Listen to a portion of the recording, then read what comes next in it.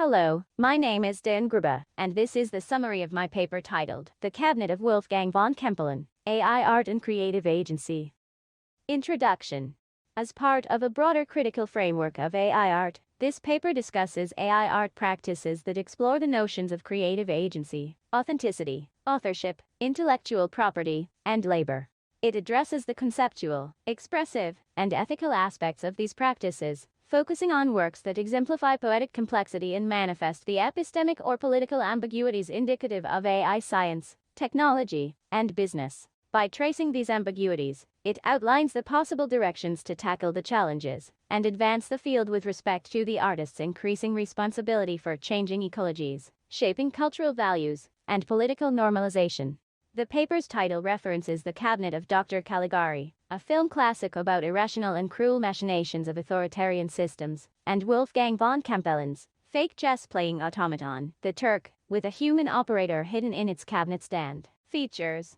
Themes such as creative agency, authorship, originality, and intellectual property are widely attractive to AI artists, popular with the media, and fascinating to the audience. However, artistic exploration of this territory has been challenged by the AI's most pervasive ambiguity, anthropomorphism. The most common form of anthropomorphism is a tendency to assign individualized human cognitive or behavioral features to non-human entities or phenomena. A converse fallacy is to conflate the artist's creative agency with cumulative human creativity embedded in their tools, which simultaneously deprives artists of their own inventiveness and lifts the responsibility off their creative acts. The elusive artist, pioneering AI artist Harold Cohen, had an ambiguous relationship with machinic creative agency and flirted with anthropomorphic rhetoric about his lifelong project, Aaron, by exploiting the trope of the blurring line between artist and machine. Not surprisingly, popular contemporary AI art belongs to the second iterations of Cohen's approach, in which artists such as Pindar van Arman or Joanne Hasty teach their robots how to paint. Their projects merge technically competent execution with weekend painters' enthusiasm, dilettante aesthetics, conceptual shallowness, and ignorance of art historical context. Adam Basanta is one of the artists who address the subtlety of this topical range. In his installation, All We'd Ever Need Is One Another, a custom software randomizes the settings of two mutually facing flatbed scanners to continuously generate unique abstract images. The perceptual hashing algorithms compare each scan to a large image database of freely accessible online artwork repositories. When the formal comparison value between the scan and its most similar database image exceeds 83%, the software prints the scan and labels it with the matching image metadata.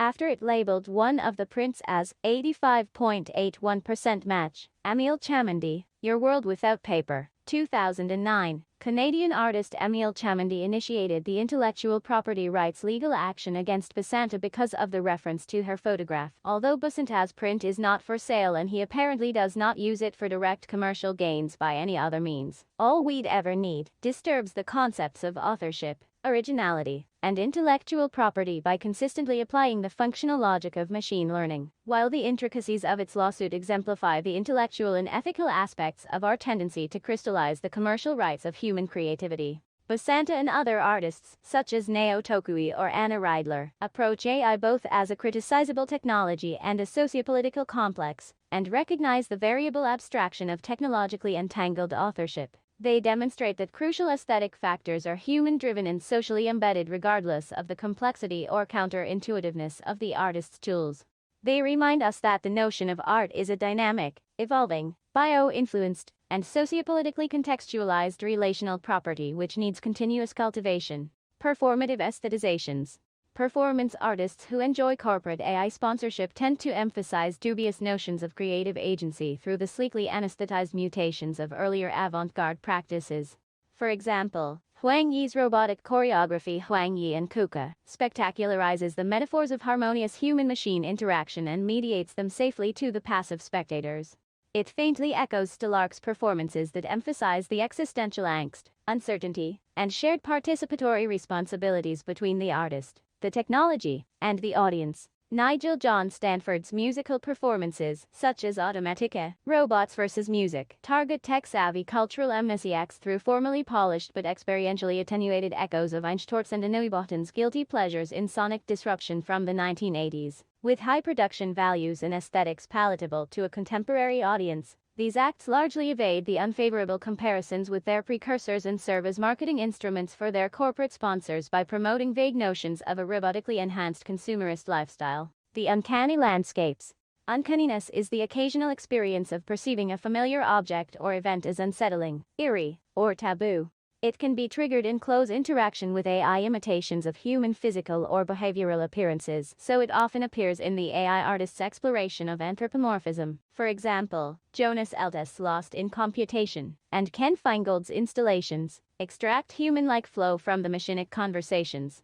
In these works, natural language processing systems provide a continuation of semantically plausible, but ultimately senseless narrative episodes, which allude to the definitional flimsiness of the Turing test and serve as vocalized metaphors for our lives. They extend the experience of uncanny awkwardness into the absurdity of miscommunication and the overall superficiality of the system's task to emulate human exchange. Ross Goodwin and Oscar Sharp use this type of slippage to disrupt the cinematic stereotypes in their short film Sunspring. Trained on the science fiction movie screenplays found on the internet, Goodwin's software generated the screenplay and screen directions for Sharp to direct Sunspring. With its awkward lines and plot inconsistencies, Sunspring reverses the logic of online movie search algorithms and playfully mimics Hollywood's screenwriting strategies based on regurgitating successful themes and narratives from earlier films. The mechanical Turkness, artworks that expose human labor behind the agency or efficacy of corporate AI, address the sociopolitical aspects of anthropomorphism. For example, Derek Curry and Jennifer Gradetsky's project, Crowdsourced Intelligence Agency, offers a vivid educational journey through problems, assumptions, or oversights inherent with machine learning-powered data governance practices.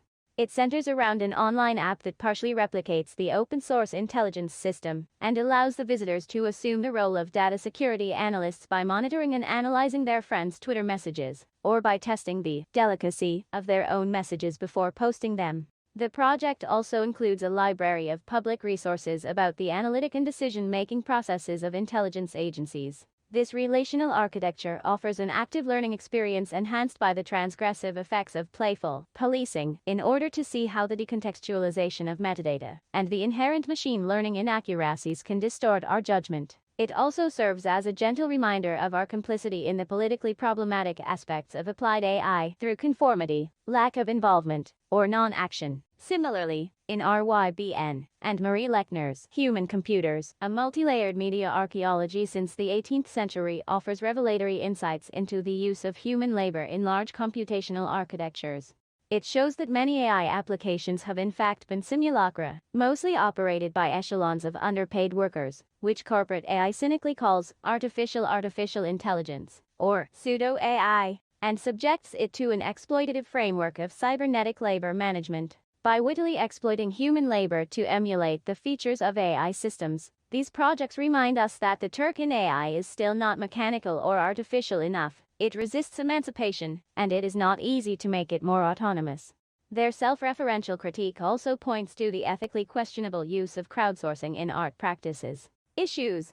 These, and many other examples in the paper, show that, through success or failure, AI art expands the idea of technologically entangled creativity, and that a conscious consideration of the notion of creativity is a prerequisite for creative endeavors.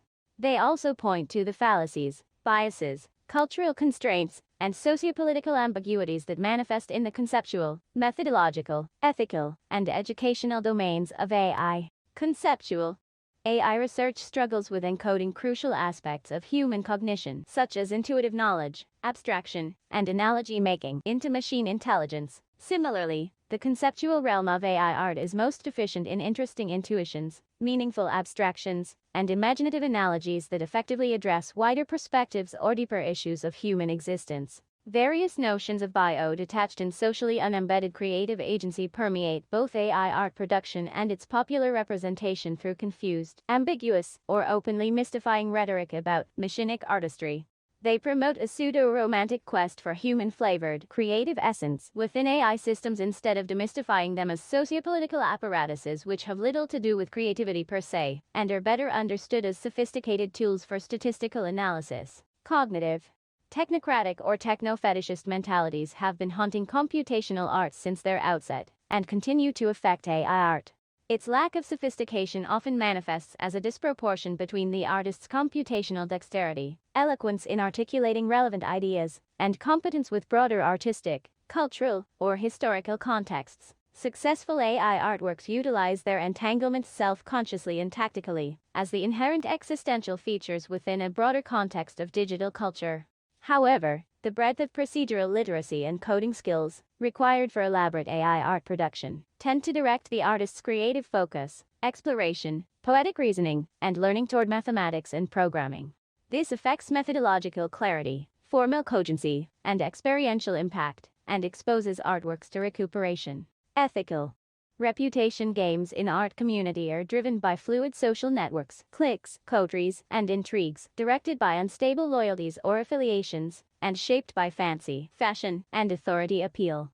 Their capricious dynamics tend to reduce merit to a temporal figure of speech while upholding cultural hegemonies, institutional privileges, and profit-driven power games. Such volatile vocational milieu, combined with high production demands and intrinsic need for endorsement by corporate AI, art market, or academia, makes AI artists particularly liable to becoming intentionally or subconsciously manipulative, to compromising their creativity, and to softening their critical edge. Prospects. By acknowledging and understanding these issues, artists can refine their creative approaches to the challenges, contingencies, ambiguities, and advances of AI technology, and find new ways to intervene critically and productively in the AI-influenced social reality. Competences. The ethos of maturely calibrated competencies deserves cultivation through playfulness, bricolage, technical and conceptual hacking, and imaginative discovery, which characterize other areas of emerging media arts. This requires a realization that art happens not simply by adding material configurations that no one has witnessed before, but by integrating organized matter into complex human interactions that help us understand the world differently, make us better, or give us a chance to become better. AI artists need stronger criteria for poetic thinking, and better knowledge of historical, theoretical, cultural, and political contexts in which they produce and present their works. Creativity. Corporate media, some art institutions, and artists uncritically sensationalize shallowly anthropomorphic notions of AI. By debasing artistically crucial cognitive abilities, which constantly evolve in humans, they legitimize the regressive, intellectually offensive, and politically dangerous cultural ignorance. AI artworks that glamorize narrow concepts of creativity sustain the notions of monolithic authorship rather than advocating for heterogeneous or conjugated actualization of the expressive agency. They reinforce models of creativity that benefit the problematic culture of proprietary mental labor. The future poetic scope of AI art may be limited by the conservative initiatives for imposing legal instruments which keep the creative decisions under centralized profit-motivated control. Commitment. The socio-technical entanglements of AI art may support the forthcoming art projects, but also attenuate their criticality and expedite recuperation. A straightforward way for artists to handle this precarious relationship is to not prioritize their careers over their art, be open to taking genuine risks, and pursue systematic support with skepticism toward institutional rationales for art sponsorship. It takes exceptional curiosity, inventiveness, and enthusiasm to do any creative work without anticipating affirmation, compensation, or success, and artists cannot maintain such costly order of priorities indefinitely. In a broader prospect, the frameworks of contemporary art, science, technology, and education can provide significant incentives for the development and representation of AI art, but they need thorough reconsideration and reconceptualization in order to be self-critically adaptable for absorbing the knowledge and value systems that emerge from various relevant disciplines. This requires close cooperation between artists, institutions, and the public in exposing the political hegemonies and criticizing the coercive evaluation criteria imposed by the art world, academia, politics, economy, and the media. Critique. The artwork's tactical impact can be improved by deeper probing the cultural and sociopolitical contexts of AI technology and business, and by problematizing the underlying concepts of intelligence, creativity, expressive agency, intellectual labor, and ownership. The flexibility and mutability of these concepts are inherent to the sociocultural dynamics, and technologies such as machine learning or blockchain can be used to reconfigure them in interesting ways, but challenge them less drastically than it is widely presumed. By demystifying seemingly radical capabilities of their tools, AI artists can leverage questions of authorship and authenticity as critical assets with wider political significance, build new insights about human nature, and provide meaningful posthumanist perspectives. Thank you for your attention.